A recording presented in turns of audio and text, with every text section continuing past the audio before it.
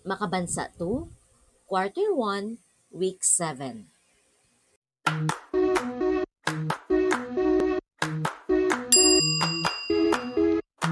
Hello! Welcome to my YouTube channel. This is Chel. Please share, like, and subscribe. Thank you!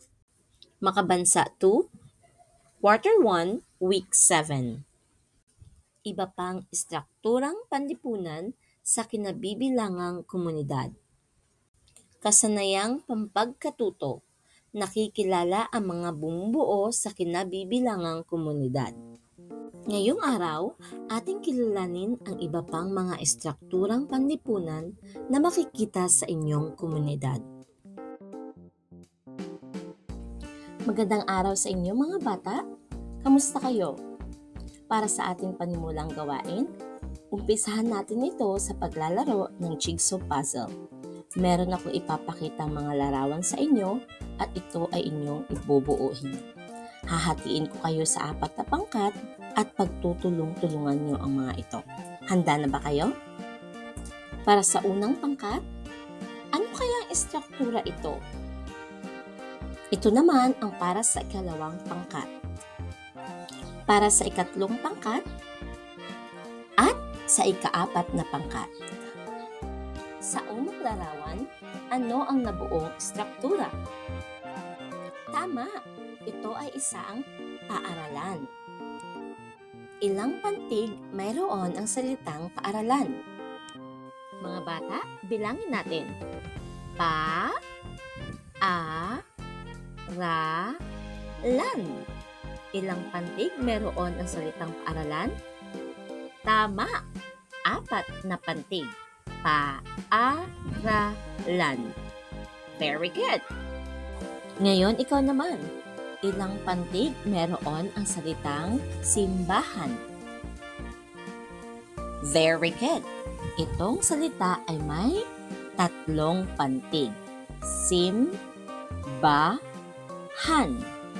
Tama! Pangatlong salita, ospital. Ospital. Very good. Ilang pantig meron ang salitang ospital? Os-pi-tal. Tama. Meron itong 3 pantig. Ngayon mga bata, tingnan nyo itong larawan. Ang tawag dito ay komunidad. Ano nga po ulit? Very good, komunidad. Bukod po sa pinakita kong larawan kanina, ito rin po ay nakikita sa isang komunidad. May nakikita po ba kayo na ganitong istruktura malapit sa inyong tahanan? Ano po kaya ang mga ito? Alam niyo po ba ang tawag sa mga istrukturang ipinakita ko kanina? Kung hindi pa, pag-aaralan po natin ang ilan sa mga ito. Ang tawag sa istrukturang ito ay ospital. Pakiulit nga po, ospital.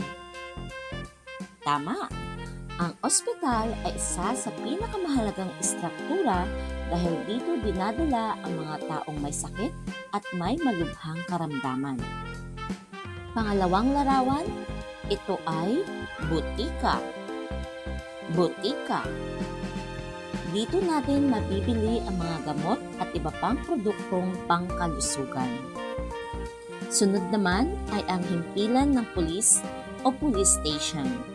Dito natin makikita ang mga pulis na siyang nagpapanatili ng kaayusan at seguridad sa isang komunidad. Health Center. Health Center. Ito ay isa rin sa nagbibigay ng serbisyo sa kalusugan ng mga tao sa isang komunidad. Halimbawa na lamang po ang pagpapabakuna ng mga bata at sanggol. Daycare Center. Daycare Center. Ito ay lugar kung saan ang mga bata ay inaalagaan at tinuturuan tulad ng pagbabasa, pag-awit at paglalaro sa isang ligtas at maayos na kapaligiran.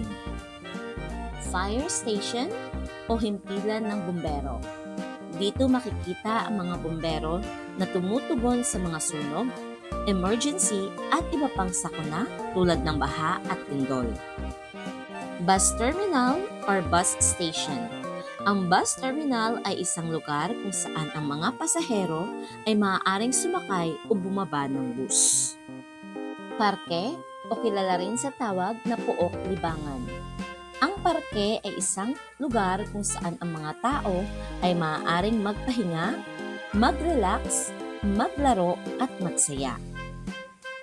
Gawaing pag-unawa sa mga susing salita. Ngayon mga bata, sagutin natin ang mga tanong. Una, ano ang mga estrukturang panlipunan ang natalakay natin? Magbigay nga po ng halimbawa. Tama, himpilan ng pulis o police station. Ano pa po? Health center, butika, at fire station. Very good. Ikalawa, ano ang tawag sa estruktura kung saan makikita ang mga bumbero? Tama, ito ang himpilan ng mga bumbero or fire station. Pangatlo, paano nakatutulong ang mga bumbero sa komunidad? Tama ulit, sila ang mga tumutulong kapag meron tayong sunog, kalamidad tulad ng lindol o baha. Very good mga bata. Ika-apat, may nakikita ba kayong estruktura tulad nito sa inyong komunidad? Magaling! Pagpapaunlad ng kaalaman at kasanayan sa mahalagang pag-unawa. Ngayon mga bata, para sa ating gawain, tingnan ang mga larawan na ipapakita ko sa inyo maya-maya at isulat sa sagutang papel ang tamang pangalan. Pumili ng mga salita sa loob ng kahon.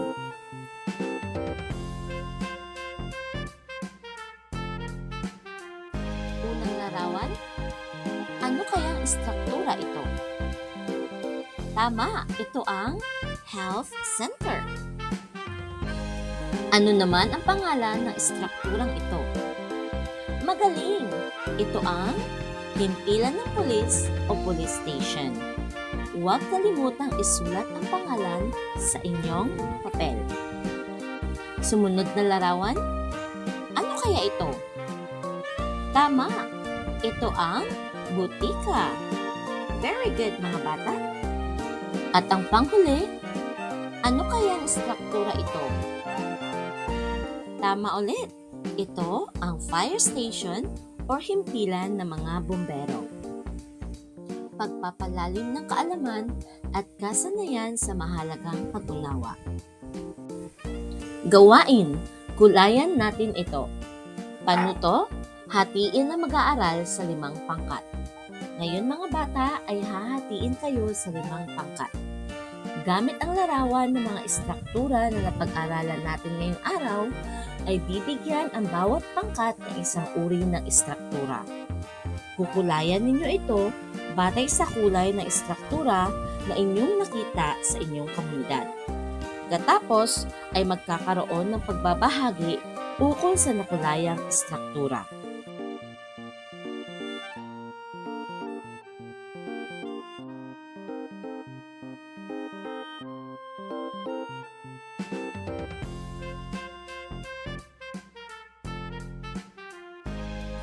Ngayon mga bata, sagutin natin ang mga tanong.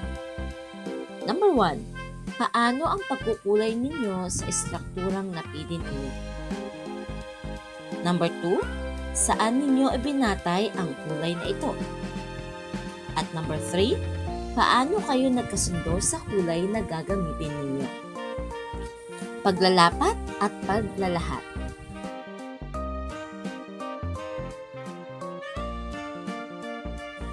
Panuto, lagyan ng check ang kahon na nagpapakita ng estruktura na makikita sa kinabibilangang komunidad.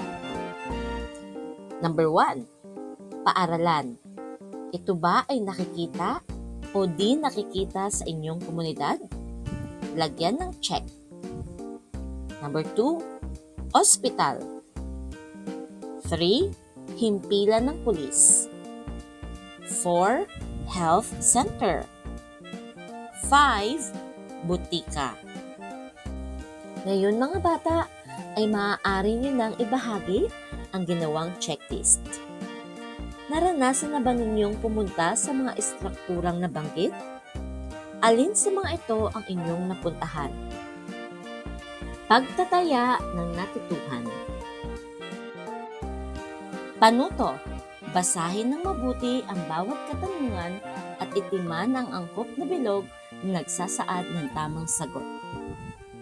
Una, may karamdaman o sakit ang isang tao, saan siya dapat pumunta upang magpakonsulta? A. Fire station, B. Health center, C. Butika, D. Himpilan ng pulis. Ikalawa, isang istruktura ng komunidad na pinamumunuan ng hepe ng pulis. Ano ito? A. Fire station, B. Health center, C. Butika, D. Himpilan ng pulis. Ikatlo, gustong dalhin Jose ang bunsong kapatid upang maglaro. Saan kaya niya ito nararapat dalhin? A. Sa butika, B. Pook libangan, C. Fire station, D. Himpilan ng pulis. Ikaapat, may resetang ibinigay ang doktor sa nanay ni Aida. Saan kaya niya dadalhin ang reseta na ito upang bilhin ang gamot? Ikalima, ang istrukturang ito ay tumutulong sa komunidad kapag may sunog dito. Ano ito? A. Ospital, B. Pook libangan o parke, C. Himpilan ng pulis, D. Fire station. Ngayon mga bata, dito nagtatapos ang ating aralin. Nawa po ay mayroon kayong natutunan sa araw na ito. Salamat! Bye!